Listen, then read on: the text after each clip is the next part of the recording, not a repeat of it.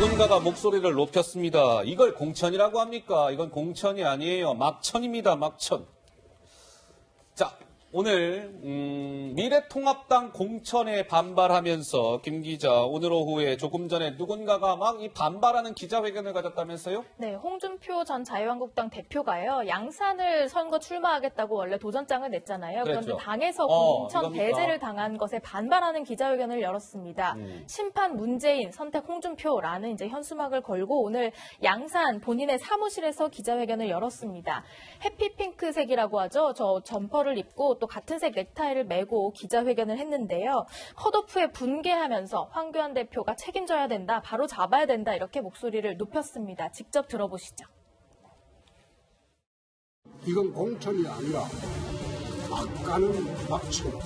이 당에 25년을 현신하고 당대표로 2번 하고 대선 후보까지 하면서 당을 구한 저는 지난 40여일간 모욕과 수모를 주면서 내팽개를 친다는 것은 정치 이전에 인간이 할 권리가 아니라고 나는 생각합니다. 이 공천은 원천 부여입니다.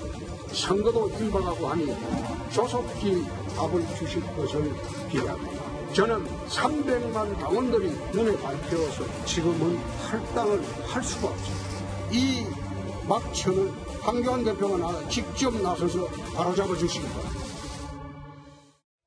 네, 홍준표 전 대표 오늘 기자회견을 가졌습니다. 아유, 사진도 아주 화가 잔뜩 난 사진을 우리가 넣었네요. 공천이 아니라 막천입니다. 이 공천은 원천 무효입니다. 선거 임박했으니 조속히 답을 주세요. 300만 당원들이 눈에 밟혀 지금은 내가 미래통합당을 탈당하지 않겠습니다. 황교안 대표가 직접 나서서 이 막천을 바라잡아 주십시오. 그러니까 뭐 양산을에 탈당을 해서 무소속 출마를 하겠다 뭐 이렇게 선언한 건 아니에요. 일단 그렇죠. 뭐 답을 주세요. 그때까지 기다려 보겠습니다. 여의치 않으면 그때 내가 무언가 행동에 나서겠습니다. 글쎄 홍준표 전 대표는 무슨 생각입니까? 미래통합당의 공천이 이제 큰 난관에 부딪힌 겁니다. 지금 어허. 탈당하겠다라는 것과 전혀 다른 차원의 얘기예요. 이 얘기는 지금 정면으로 홍준표 전 대표가 통합당을 압박하고 있는 겁니다. 황교안 대표와 김용호 공천관리위원장을 압박하고 있는 거거든요. 이 부분을 쉽게 끝까지 배제하기도 어려울 것 같고 당이 그렇다고 이 부분을 받아들인다면은 그동안의 공천 이런 것들이 전부 이 영이 어긋날 수도 있고 네. 이게 지금 하나가 어그러지면 전부 어그러지는 거거든요. 그러니까요. 이게 이제 공천이라는 게 굉장히 복잡하잖아요. 뭐 모든 당들이 시스템 공천 한다고 합니다만 제가 볼 때 시스템 공천인 것도 아닌 것 같고 기준과 어떤 이런 것들이 굉장히 어긋나는 게 많아요. 그래서 어쨌든 지금 이 홍준표 전 대표의 이 정치적 행위 네.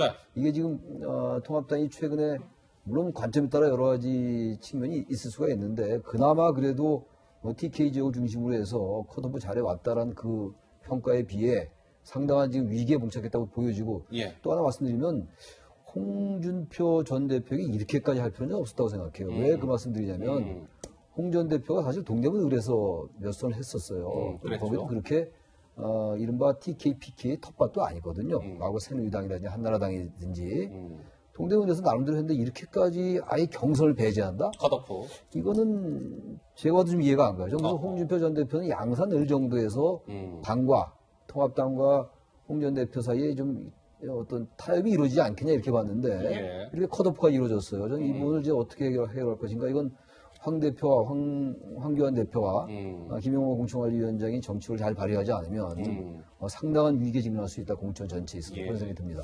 알겠습니다. 이제 뭐 홍준표 전 대표가 뭐 미래통합당을 향해서 답을 주시오 일단 요구를 했고 글쎄 어떻게 좀 상황이 진행이 될지 한번 좀 지켜봐야 될 것 같아요. 그렇죠? 예. 이런 상황에서 김 기자 어제 홍준표 전 대표는 일단은 무소속 출마를 선언하지 않았는데 어제 누군가는 무소속 출마를 선언했죠. 김태호 전 경남지사 얘기입니다. 지역구 이름이 좀 긴데요. 경남 산청, 함양, 거창, 합천의 공식 선거 출마를 했다가 또 역시 컷오프를 댄 바 있잖아요.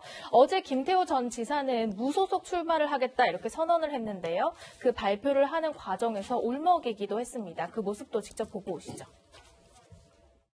참 무소속 출마는 상상도 해보지 않았는데 저는 오늘 당을 잠시 떠납니다.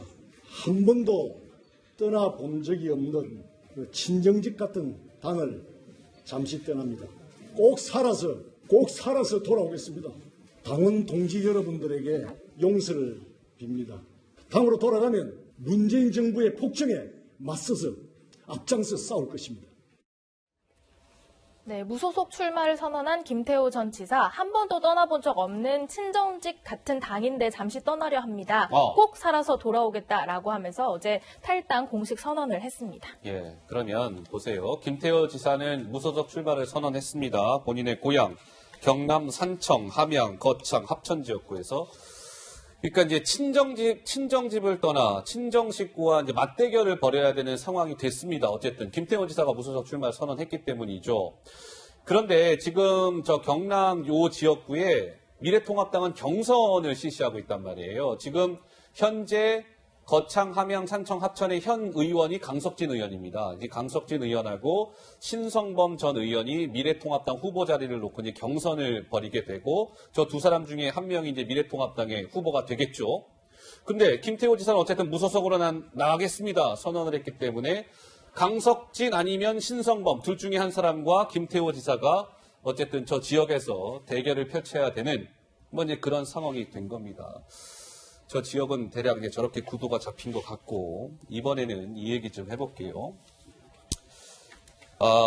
더불어민주당에서 이른바 비례대표 연합정당이라는 것을 민주당이 만드는 수순에 들어간 거 아니냐 뭐 이런 얘기가 나온다는데 김 기자 무슨 얘기일까요? 민주당은요, 이 비례 전담 정당 뭐 이런 거를 뭐 따로 만드는 작업은 그동안 하지 않았지만 일각에서 계속 그런 비슷한 얘기가 나오고 있습니다. 그러니까 비례 민주당의 뭔가 참여 여부, 비례 연합당에 참여하느냐 마느냐를 전당원 투표를 통해서 결정하겠다라고 이제 방침을 밝힌 바 있는데요. 필요성 또한 조금씩 조심스럽게 언급을 하고 있어요. 이해찬 대표는 미래통합당에 일당을 뺏겨선 안 된다라고 주장했고요. 이낙연 선대위원장은 비난은 잠시지만 책임은 4년 동안 이어질 것이다 라고 하면서 명분을 얘기하고 있어요. 아시다시피 민주당은요, 미래통합당의 비례 전담 정당인 미래한국당을 굉장히 맹비난한 적이 있습니다. 한국당과 황교안 대표도 고발하기도 했는데 그런 만큼 야당에서는 이번 여당의 태도를 맹비난하면서 공격하고 나섰습니다. 그 목소리도 듣고 오시죠. 저는 정말 이 집권 세력에 묻고 싶습니다. 본인들이 만든 선거제를 본인들이 무력화시키는 것은 스스로도 참 부끄럽고 창피하지 않습니까? 차라리 연동형 비례제 도입을 뼈저리게 후회한다고 솔직하게 고백하십시오. 지금과 같은 행태에서 위성정당을 만들 것 같으면 대국민 사과부터 하기 바랍니다. 저는 잘 알고 있습니다. 더불어민주당이 원래부터 염치 없는 정당입니다. 거기에다가 우리가 염치를 이야기하는 자체가 우리가 참 과한 기대일 수도 있습니다. 자, 뭐 비겁한 꼼수다, 뭐 이제 이런 얘기가 나오는데 미래통합당에서는 차라리 민주당 말이에요. 연동형 비례제 도입한 거 그냥 후회한다고 차라리 고백하세요. 이제 와서 무슨 비례 연합당이나 뭐 이런 거 참여 여부 결정한다, 뭐 이런 뭐 전당원 투표를 붙인다, 뭐 이런 얘기하지 마시고 차라리 고백하시오 이런 거고. 정의당은 민주당의 이런 움직임에 대해서 우리는 이런 뭐 어떠한 경우라도 연합정당에 참여하지 않겠습니다. 정의당도 일단 선을 긋고 있습니다. 진중권 전 교수는 욕먹어도 간다고 해놓고 이제 와서 당원들한테 전당원 투표가 겹쳐서 결정한다고요? 당원들한테 뭐 책임 떠넘기는 겁니까? 뭐 이제 이런 얘기가 나옵니다. 최 교수님은 민주당의 일련의 지금 비례 연합정당 창당 움직임? 이거 좀 어떻게 보세요? 사실 예견된 거잖아요. 하느냐 마느냐의 문제였는데 하느냐로 가는 거죠. 그런데 집권 여당이 저러면 안 되죠. 왜냐하면 올해 첫 이인영 원내대표가 뭐라 했습니까? 저기 올해 첫 그 당원들 모인 자리에서 우리는 지난번 공수처법 통과시키고 선거법 통과시키고 이거 하는 것에 대한 평가를 총선에서 국민에게 받겠다. 예. 받겠다고 했으면 그대로 받아야지 왜 바꿔서 받습니까? 가면 쓰고 받으면 안 되잖아요. 저는 지금 이낙연 총리가 저런 얘기를 했죠. 뭐 비난은 잠시지만 책임은 뭐 4년 동안 간다. 저는 거꾸로 말해야 된다고 봅니다. 책임은 잠시지고 비난 4년 동안 받을 겁니다. 국민들을 믿겠다고 했으면 국민을 믿어야죠. 왜 이제 와서 국민을 못 믿겠다는 겁니까? 근데 최 교수님 좀 궁금한 게 예. 민주당이 지금 전당원 투표 통해서 결정하겠다고 하는 비례연합당이라는 게 도대체 뭐 어떤 걸 말하는 거예요? 비례연합당이 자기들은 빠지고 다른 정당들을 연대시켜서 거기만 비례대표를 주고 자기들은 비례를 안 내고 지역구만 내겠다는 거죠. 사실상 민주당의 비례정당인 거죠. 사실상의 민주당의 비례정당이다. 거죠. 그러니까 꼼수란 얘기가 나오는 거죠. 정의당은 지금 참여 안 하겠다고 하는데 네. 참여 안 할지 안 할지는 좀 나중에 두고 봐야 된다고 생각을 하고요. 예. 지금은 그렇게 얘기했습니다. 그런데 정말 중요한 거는 본인들이 이 선거법이 개혁선거법이라고 하지 않았잖아요. 했잖아요. 근데 이제 와서는 개혁선거법이 아니면 이 선거법 도대체 무엇입니까? 본인들은 여기에 참여하면 안 됩니다. 안 되고 저희 국민을 믿겠다고 얘기한 것처럼 국민의 양식을 믿고 가야죠. 저는 민주당이 이렇게 얘기하는 거 지금 당원의 뜻을 묻겠다? 선대위원장이 이렇게 이낙연 선대위원장이 이렇게 얘기했는데 가이드라인이 준 거예요. 그러니까 저건 하라는 얘기죠. 자, 그러면 그동안 김 기자, 민주당은요, 자유한국당 시절이죠. 그러니까 비례정당, 미래한국당에 대해서 민주당은 맹 비판을 해오지 않았었던가요? 그렇습니다. 그렇기 때문에 지금의 민주당의 행동에 대해서 모두가 의아하다 이런 반응을 내놓고 있는 건데요. 뭐라고 비판해왔는지 직접 들어보시죠. 비례한국당이니 비례자유한국당이니 명칭이 난무하는데 이런 행위는 국민의 투표권을 침해하고 결국 정치를 장난으로 만드는 것입니다. 자유한국당은 정당을 희화화하고 국민의 표심을 왜곡하는 시도를 멈추기 바랍니다. 자유한국당이 급조한 미래한국당은 종이정당이고 참고정당이며 위장정당이고 한마디로 가짜정당이라고 저는 규정합니다. 이런 정치기획은 헌법과 법률이 정한 정당 정치의 근간을 뒤흔드는 참 나쁜 정치이며 한국 정치사에서 두고두고 오점으로 남게 될 것입니다.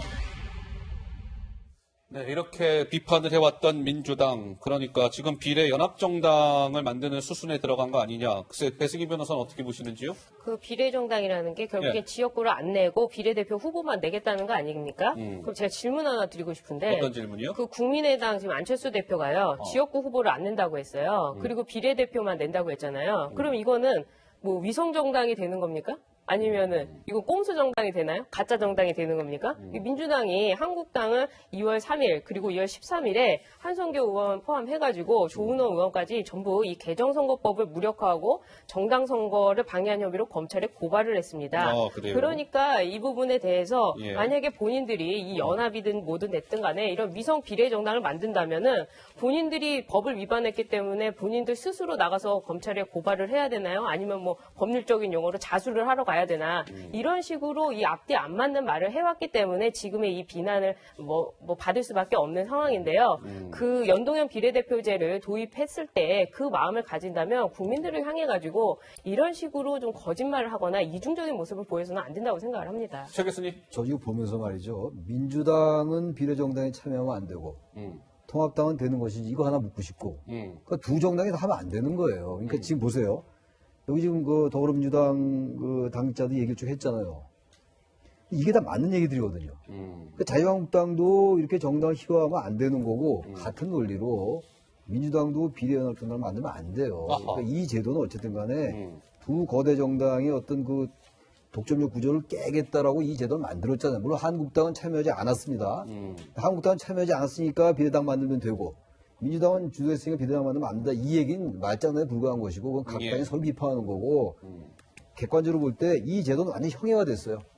결과가 어떻게 될지 모르겠고 전 당원 투표가 비례연합정당을 참여해라 말라가 어떻게 나올지 모르겠으나 아까 다들 말씀처럼 아마 비례연합정당 쪽으로 기울 공산이 커요 지금. 예. 그렇다면 이 제도는 완전히 더 양당제를 강화하는 게 됩니다. 그렇다면 이 제도는요 어떻게 어느 정당이 더 이익을 볼지 모르겠으나 제가 하나 말씀드리고 싶은 게 선거 끝나면 이 제도를 대폭 수정하든지 독일식으로 가든지 1대1. 독일은 지역구와 비례대표 1대1이에요. 이번 선거는 그대로 합니까? 지역구가 아니 비례대표 한 명도 안 늘렸어요. 이런 꼼수에다가 그야말로 헌법의 수수가 동원되는 거 아닙니까? 예. 일단 이번은 총선 끝나고 폐지하든가 원래로 돌아가든가 아니면 대폭 수정해서 연동형 비례대표제 본래 취지로 가다가 둘 중 하나 해야 됩니다. 예, 알겠습니다. 자, 지지율 하나 좀 보여드리겠습니다. 예, 잠깐 한번 시청자 여러분들 보시죠. 여야 차기 대선주자 선호도인데요. 몇 가지 포인트를 제가 좀 짚어드리겠습니다. 이게 회색선, 그러니까 좌측에 있는 각 인물에서 회색선은 전달, 그러니까 2월달 조사였겠군요. 맞습니까? 예, 2월달 조사고 오른쪽에 이제 그 사람당 이제 오른쪽에 있는 저 막대 그래프가 이제 이번에 나온 조사 결과라는 거 한번 비교해서 봐주시면 되는 거예요. 이낙연 국무총리는 29.9였는데 이번에 30.1이 나왔습니다. 뭐 9주째 연속 계속 첫 번째 이름을 올리고 있다. 이게 이제 하나의 포인트. 황교안 대표 한번 보세요. 17.7이었다가 20.5로 올랐습니다. 그러면서 황교안 대표도 이제 20%대에 올라선 것이고 이낙연과 황교안의 이 격차는 10%포인트 안쪽으로 좀 좁혀졌다. 이게 하나 포인트. 세 번째 포인트. 이재명 지사 한번 보세요. 지난달에 회색은 5.6이었는데 이번에 발표된 거 보니까 13. 그러니까 껑충 뛰었네요. 2배 이상으로 지지율이 이재명 지사가 올랐다. 이게 세 번째 포인트. 네 번째 포인트는 안철수 국민의당 대표가 4.7이었는데 이번 조사에 5.6이 나왔다. 그러니까 안 대표가 5%대를 기록한 것도 굉장히 오랜만이라고 하네요. 아마도 대구에 내려가서 의료 봉사활동하는 게 영향을 미친 거 아니냐라는 해석이 나오고 있는 가운데 홍준표, 오세훈, 박원순, 유승민, 추미애, 심상정, 김부겸, 원희룡 이런 지지율을 기록을 했고요. 이번 조사는 리얼미터가 조사했고 3월 2일부터 6일까지 2, 3, 4, 5, 6 닷새에 관한 조사라는 거 말씀을 드리겠습니다.